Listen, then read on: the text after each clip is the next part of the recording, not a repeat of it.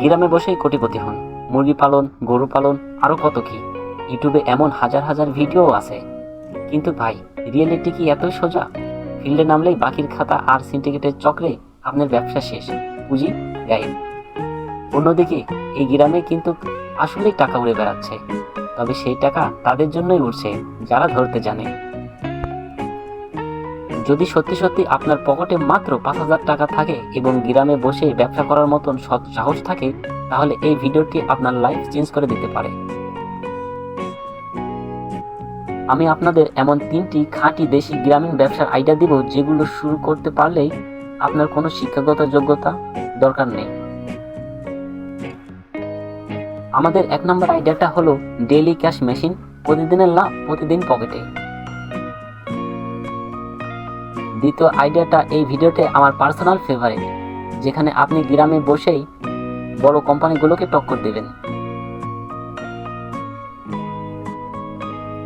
আর তৃতীয় ব্যবসা, এখানে আপনি শুধু প্রফিট লুটবেন। এই তৃতীয় আইডিয়াটা যদি আপনার পছন্দ না হয়, তাহলে কমেন্ট বক্স ফাঁকা আছে, আপনার যা ইচ্ছা মতন লিখে যাবেন। এখন খাতা কলম নিয়ে বসুন।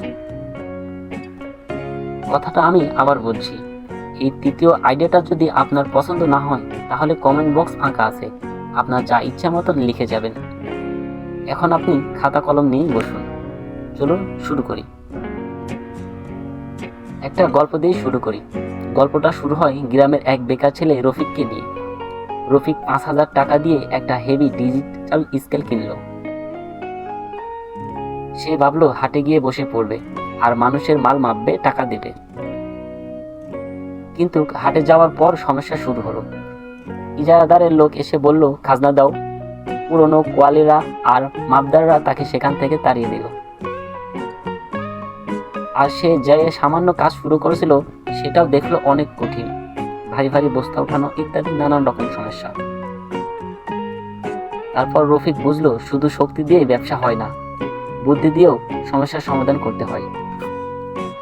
সে হাট ছেড়ে দিল এবং নতুন একটা প্ল্যান করলো। ধান, আলু আর আম কাটার সিজনে সে সরাসরি কৃষকের খেতে চলে গেল। সেখানে সে দেখলো কৃষকরা পাইকারদের কাছে মাল বেচছে, কিন্তু সেখানে সঠিক ওজন মাপার ব্যবস্থা নেই। রফিক কৃষকদের বলল, আমি সঠিকভাবে মাল মেপে দেব, প্রতি বস্তা মাত্র 5 থেকে 10 টাকা নেব। কোনো ঝামেলা নেই, কোনো সিন্ডিকেট নেই। কৃষকরা রাজি হয়ে গেল, কারণ পাইকারদের মাল অনেক সময় চুরি হয়। এক বস্তা ধানে যদি 2 কেজি কম হয়, তাহলে কৃষকের বড় লস হয়ে যায়। সেখানে রফিককে যদি 10 টাকা খরচ করে, কৃষক প্রায় 100 টাকা বাঁচাতে পারে। এটা দুই পক্ষের জন্যই লাভজনক হয়ে গেল। দিনে যদি রফিক 200 বস্তা মাপে, তাহলে প্রায় 1000 টাকা ইনকাম হয়। এভাবে সে ধীরে ধীরে আয় শুরু করলো। আর পরে সে স্মার্ট হলো। কখনো কখনো সেই স্কেলটা এলাকার কোষাইকেও ভাড়া দিত, দৈনিক 200 টাকার চুক্তিতে। তার ছোট পুঁজি ধীরে ধীরে বাড়তে লাগলো। তারপর সে চিন্তা করলো, একা কাজ করলে বড় হওয়া যাবে না। সে আরো কয়েকটা স্কেল কিনল এবং এলাকার কয়েকজন বেকার ছেলেকে কাজে লাগালো। তাদের বলল, যা ইনকাম হবে তার অর্ধেক তোমার আর অর্ধেক আমার। এভাবে সে নিজের একটা ছোট টিম তৈরি করলো। এরপর সে ব্যবসার দিকে আরেকটা ধাপ নিল। গ্রামের চায়ের দোকানের মানুষ 5 টাকার চানাচুর আর বাদাম খেতে খুব পছন্দ করে। রফিক বাজার থেকে কিছু ভাজা বাদাম আর ডালমুট কিনে আনলো এবং দোকানে দোকানে দিল। কিন্তু শুরুতেই সমস্যা হলো।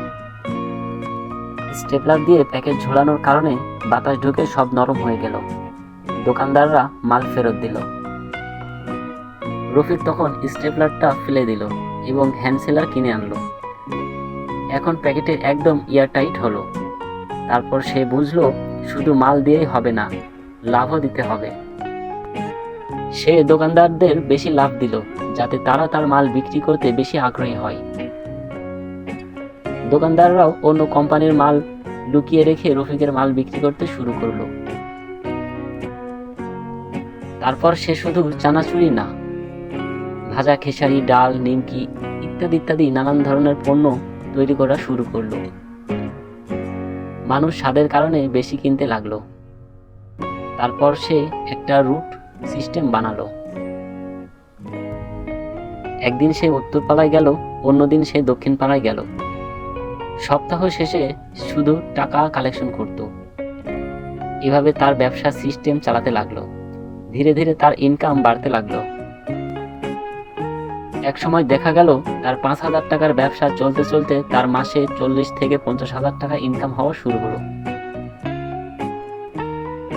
এরপর রফিক দ্বিতীয় ব্যবসা শুরু করলো।